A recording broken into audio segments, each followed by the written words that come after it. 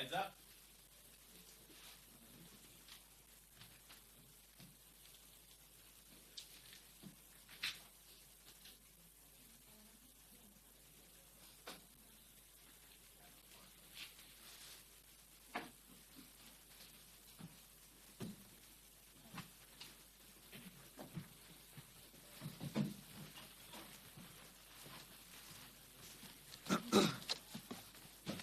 All right, good morning.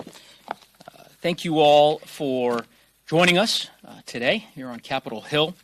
I am proud to represent the state of Colorado in the United States Congress and serve as the Assistant Minority Leader here in the House of Representatives. And I couldn't be more honored to be joined today with several of my colleagues who have led the charge over the course of the last several years in fighting for our nation's veterans. This month marks a big milestone in our work to ensure that our veterans have the health care that they need.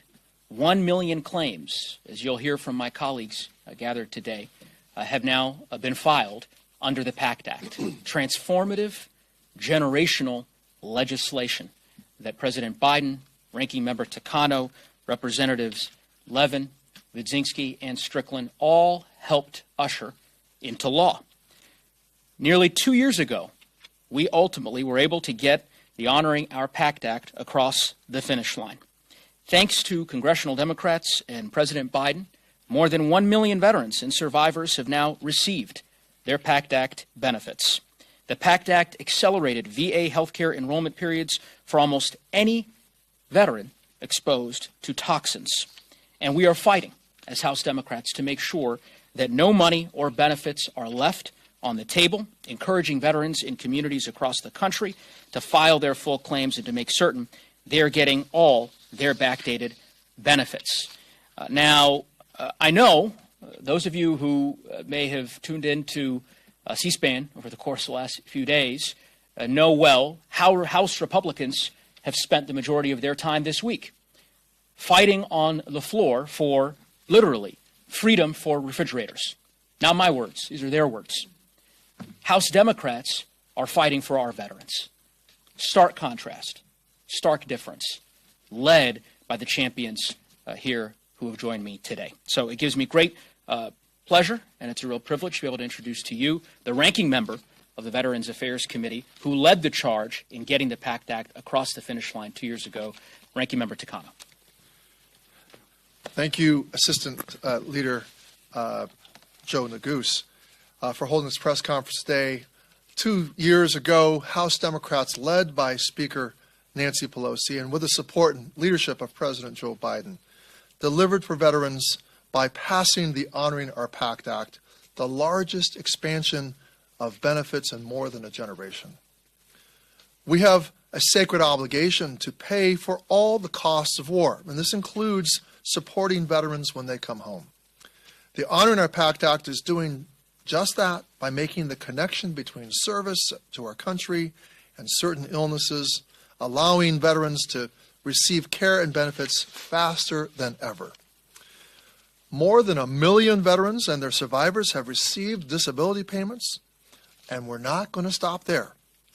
There is no deadline for PACT Act claims, but there are some important dates for veterans and survivors who submitted intent to file forms.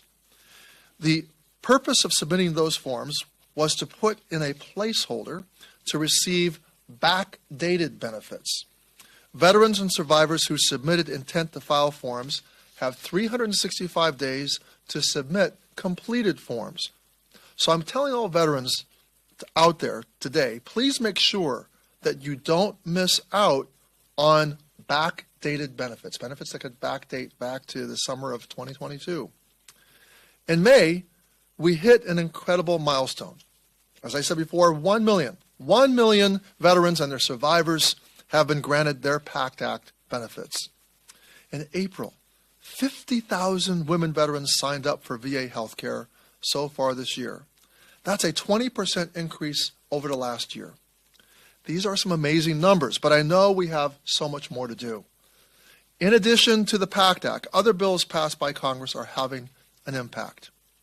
In 2020, My Compact Act was signed into law, which allows veterans to get the emergency health services that they need without any cost to them. They can call 988 and press 1 and be connected with a VA healthcare worker and get referred to emergency mental health care and not have to worry about the bill. This is important legislation that is impacting an estimated 136 veterans a day, and it is saving lives. Veterans who need emergency help should not be afraid to get that help, and any veteran who is in crisis should call, as I said, 988, press 1, and speak to the Veterans Crisis Line.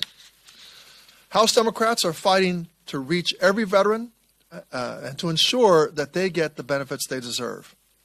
And while we have made significant strides with legislation like the Compact Act and the Honoring Our Pact Act, our work is far from over. The increase in veterans signing up for VA health care and the millions of veterans and survivors receiving Pact Act benefits is proof that we need a strong VA ready to serve all generations of veterans. We need a welcoming VA ready to support the diverse veteran community, and we in Congress must continue to work to fund and support VA so that it can continue to be the world-class institution now and in the years to come. Thank you, and I would like to welcome up my colleague, the ranking member of the Educational Opportunity Committee, the Economic Opportunities Committee, my good friend and colleague from California, Mike Levin. Well, good morning, everybody. Thank you to my dear friend Joe Neguse for bringing us together and for your great leadership. And thank you to Ranking Member Takano for shepherding the PACT Act through the process last Congress. I have the great honor to represent one of the most beautiful congressional districts in the nation in Southern California. And at the heart of that district is Marine Corps Base Camp Pendleton. We are honored to have around 40,000 veterans in our district, one of the highest numbers of any congressional district in the United States, and they serve as a driving force behind my work here in the House of Representatives every single day. Throughout our history, our brave service members have put their lives on the line, risking everything to protect and serve our nation. And while there's no way we could ever fully repay our heroes for their sacrifice, we have an obligation to take care of them and their families when they return home. It's the least we could do. I've always said and always will, no veteran should go hungry, homeless, jobless, or without health care. And thanks to this landmark legislation, the PACT Act, spearheaded by Democrats, signed by President Biden, we're one step closer to giving our troops, our sailors, our soldiers, our Marines, the care and benefits they deserve. This law is the largest expansion of veterans' benefits in over 30 years. And now it expands health care eligibility to veterans exposed to burn pits and toxic substances, so critically important. To date, over 6 million veterans and their survivors have undergone toxic exposure screening. And as has been said, over 1 million veterans and survivors have been granted benefits. Each of us representing our districts see firsthand the importance of this legislation because we meet with veterans who are benefiting from it. Over 4,000 in my district alone have already filed a claim. Think of that, just in my district. It's an incredible accomplishment. I'm so proud to have worked on this life-changing legislation. This is why we do this work. For all the other crazy things that go on Capitol Hill, the PACT Act and bills like it are why we put all of it on the line to represent our communities, to help our veterans. There's obviously a lot more work we need to do. By the way, if any veteran wants to file a claim or would like more information, they can do so at va.gov. And I hope on a go-forward basis that supporting our veterans is a commitment that unites all Americans, particularly at this very difficult, very polarizing time. It's also why it's critical on a go-forward basis that we support the Toxic Exposure Fund. For those who don't know, the fund is responsible for covering the medical care and disability benefits for veterans exposed to toxic substances.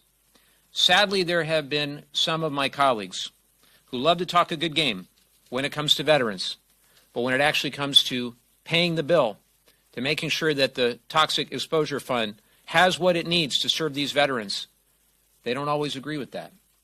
And it's not enough to just talk a good game. Actions speak far louder. We've got to do everything we can to take care of as many veterans as we can. Full stop. It's that simple. So instead of worrying about the rights of dishwashers and refrigerators, my Republican colleagues and all members of Congress, for that matter, should be raising awareness about this bill, the PACT Act, helping as many veterans as they can apply for benefits, removing the barriers to file a claim, get them a health screening, ensure appropriate assistance is available every step of the way. There's no mission more critical than that. So I'm grateful to all my colleagues here today and in the Democratic caucus for fighting to take care of our veterans and their families. I look forward to continuing to raise awareness about this enormous duty and finding even more ways to fulfill our mission of no veteran going hungry, homeless, jobless, or without health care. And with that, I'd love to introduce my friend and colleague, Nikki Budzinski. Thank you. Thank you. Good morning, everyone. I'm honored to be here today with House Assistant Minority Leader Joe Neguse, Ranking Member Mark Takano, who I know just had to step away, my colleagues Mike Levin and Marilyn Strickland, to talk about our shared commitment for American veterans. I am the granddaughter of World War II veterans and a proud member of the House Veterans Affairs Committee. I am focused on ensuring that all of our heroes receive the high-quality health care that they deserve. A critical component of that work is implementation of the largest expansion of veterans' benefits in a generation, the Honoring Our PACT Act.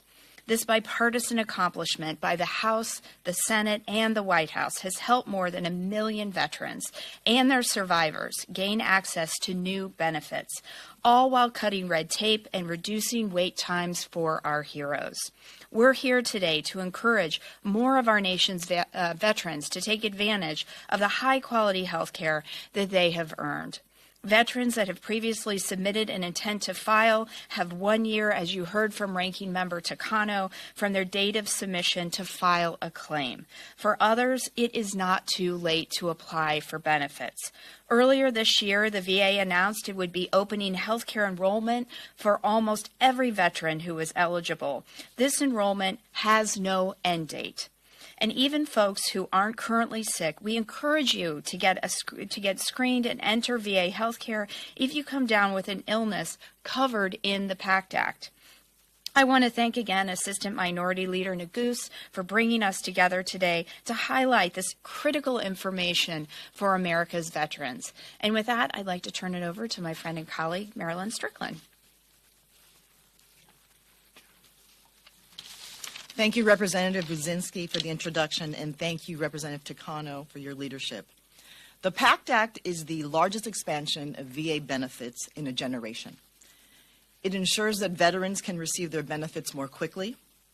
It cuts unnecessary red tape, and it expands eligibility to include those who are exposed to toxins during their service. As a daughter of a veteran and a member of the House Armed Services Committee, I understand veterans deserve our deepest gratitude, respect, and appreciation. And one way we can show that is taking care of them after they've served. My district is home to Joint Base Lewis McChord, one of the largest military bases in the United States. I also represent over 120,000 veterans in my district. Making sure that veterans receive their more than earned and deserved benefits is always going to be a priority. Democrats deliver. We focus on people. We are here to do the work because we are serious about the people that we represent. Over 8,000 veterans in my district have received PACT Act benefits, and thousands more are eligible. Those who serve our country deserve high-quality health care for current illnesses and anything in the future. In less than 2 years, with the leadership and commitment from House Democrats, over 1 million PACT Act claims have been granted, and there's still more benefits on the table. One thing that some folks may not know is that your local congressional office has staff there to help you do the bread and butter of what I call our duties. Help you navigate the VA. Help you navigate the bureaucracies that can be hard and frustrating sometimes. So in addition to the websites and phone numbers provided here, call your congressional office, regardless of your party. This should not be a partisan issue. Wearing a flag pin is important, but what's more important is delivering for the American people, especially those who have served our country. No veteran should ever lose out on their benefits because of a missed deadline. Enrollment is still open. Please take advantage of it. We want to serve you. We are here to serve you because, as always, Democrats focus on serving the people. And with that, I will hand this back to Assistant Democratic Leader Joe Neguse. Thank you, Representative Strickland. So, again, just in closing, transformational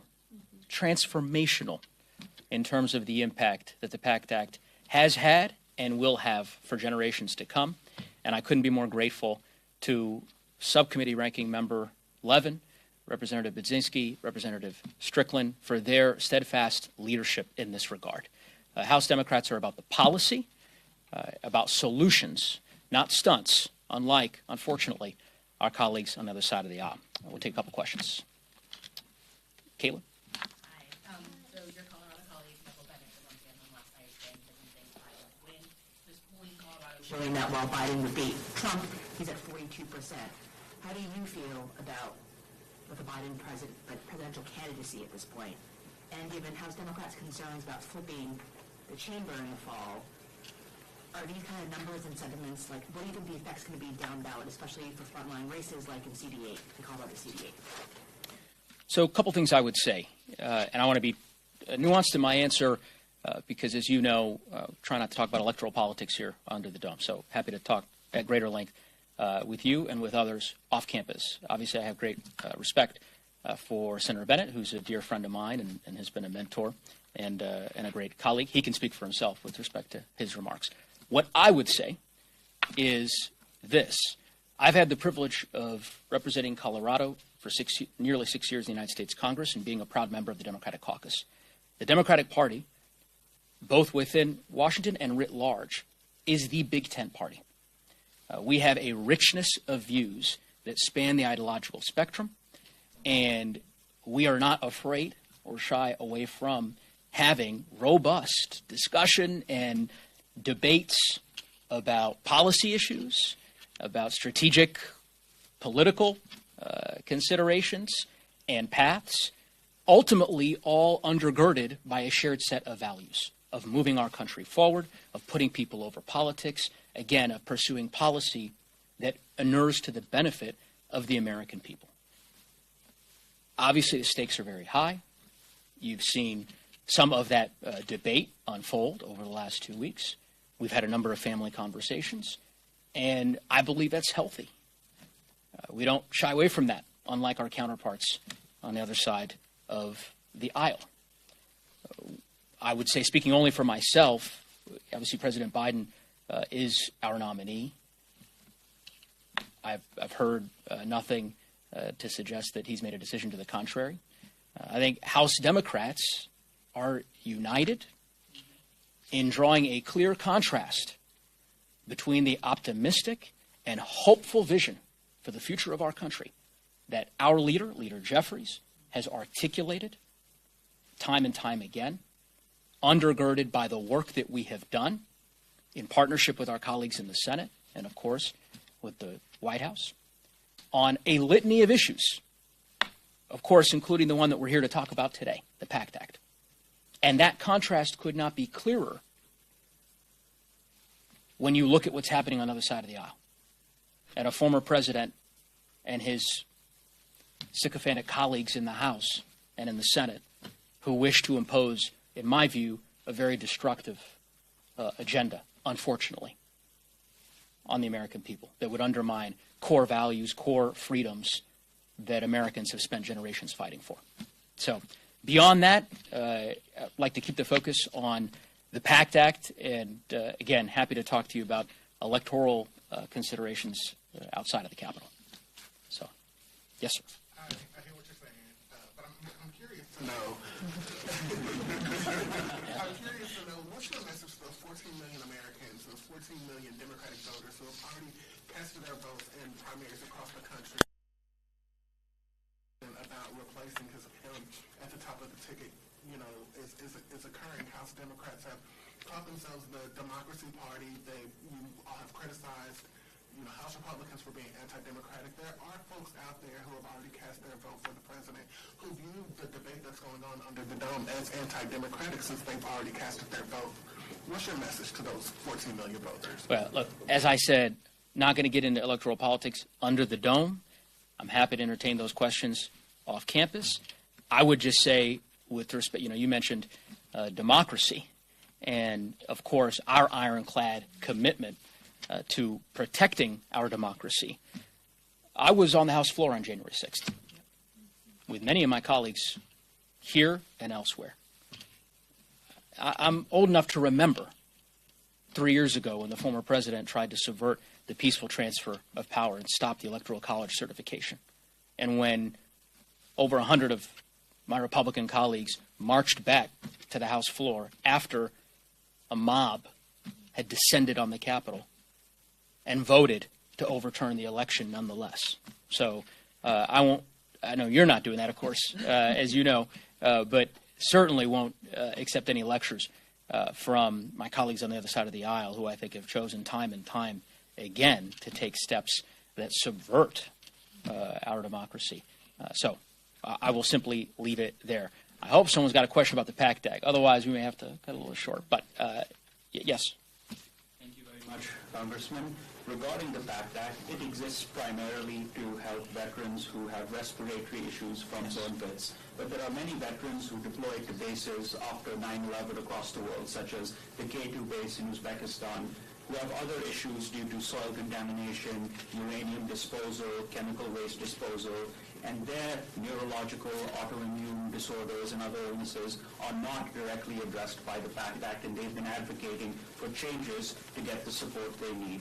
Do you have any plans to amend the PACT Act at all in that regard? And if not, what are you going to do to help these people? It's a great question. Our work is only beginning. Why don't I turn it to Representative Levin? Well, I appreciate the question. What I can tell you is that I've heard from veterans organizations ever since we got the PACT Act signed into law about this very challenge. My personal belief, not speaking for Ranking Member Takano, but I believe that when we send, as the United States, men and women into harm's way, or when they are put in harm's way, domestically or internationally, we have a moral obligation to ensure their care when they return. And that includes if they suffer from respiratory conditions or cancers that are directly related to their service, whether those conditions derive from domestic or international exposure. The question is how we pay for it. I think that there is a broad agreement on the principle that I just explained. But the question becomes, who pays when the bill comes due? My personal opinion is that we already agreed to pay for it when we sent these men and women into harm's way in the first place or exposed them to substances in the first place. And that will be my guiding principle. I think it will be the guiding principle of folks on our side of the aisle. But just remember that in order to get the PACT Act signed into law, there were some other folks on the other side, in both the House and Senate, who needed some convincing, some persuading. So I'm thinking about people like Jon Stewart, who needed to come and shame certain members, frankly, on the other side of the aisle, and remind them that we already made the decision to bear this expense when we sent these young men and women, these heroes, into harm's way. I hope that guides us in the months and the years ahead. Marilyn? I just wanted to add one thing about the PACT Act and who it affects that I forgot to make in my original remarks. When you think about the people who serve in the military, folks often forget that 40% of those who are enlisted are people of color. So this is a conversation about taking care of our veterans and those who've served, but it's also a conversation about equity. And we Democrats reject the notion that equity is a bad word. It means fairness, it means providing opportunity, and it means access so that all people who have served can get the help they need. Thank you. I've covered the PACT Act extensively. We've talked about it, Congresswoman, but I have to ask, and I would like to ask you about this. Speaker Emerita Pelosi said this morning that she believes that perhaps Biden should re-examine whether he stays in the race or he exits the race. She insinuated that. You have called his debate performance terrible. I just wanted to hear from you if you agree with Pelosi's comments and how you feel as a frontliner specifically. Look, what I have also said is that President Biden has delivered regularly for the district that I represent in Central and Southern Illinois. I've also said, while I've expressed concerns, that I do believe this is fundamentally his decision, which is, I think, something also that Speaker Emerita Pelosi mentioned. It seems clear to me personally that he is staying in this race. And then I will stand with him if he is our nominee. I think that the reality is we need to be focusing on Donald Trump and the threat that he faces. And so I think that while the president right now is indicating that he is staying in this race, I stand with him. And so we need to start focusing and reshifting what is at stake in this election and mobilizing around that. Yeah. One final question. Yeah. Yes. Yeah, about veterans. Yeah. Any of you looked into the impact of Project 2025 on your military districts, your veterans community? Do you have any sense of what that could be? Yeah, in a word, destructive. And, of course, Project 2025, as I'm sure you know, and I think as Americans are learning each and every day, is a pernicious, dangerous plan that Republicans have made very clear they intend to implement if given the opportunity. It would impact every aspect of American life. And, of course, with respect to veterans policy, that is the case. I don't know if Representative Levin would like to address it. So I am really glad you asked this question because I think sunlight is the best antiseptic. And I remember when I first got to Congress, there were a whole host of discussions going on, 2016, 17, 18, the early Trump years, about privatizing the VA. You might remember that Trump was having conversations as a candidate and early in his first term with people who really had no experience in how the VA operated or operates. And it's not to say that the VA is perfect, but we have a couple of alternatives here. One is to strengthen and protect the health care and benefits that veterans receive and make sure that the VA is around for future generations. The other is to continue this effort towards privatization, to undermine the VA, and to try to, do the bidding of those who would benefit from that privatization. And we've got to stand firm against that. And when I see Project 2025 and specifically the provisions around veterans, I'm part of the Project 2025 task force that's been created here in the House. I see a desire to reopen that conversation around privatization.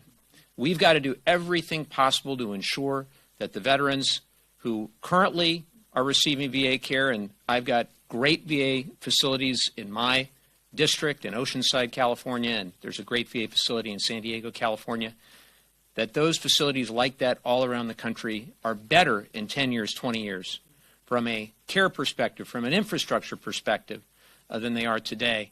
The other alternative is to continue. It's also important that we have community care, but community care as a supplement for VA health care, not as a replacement for the VA health care system.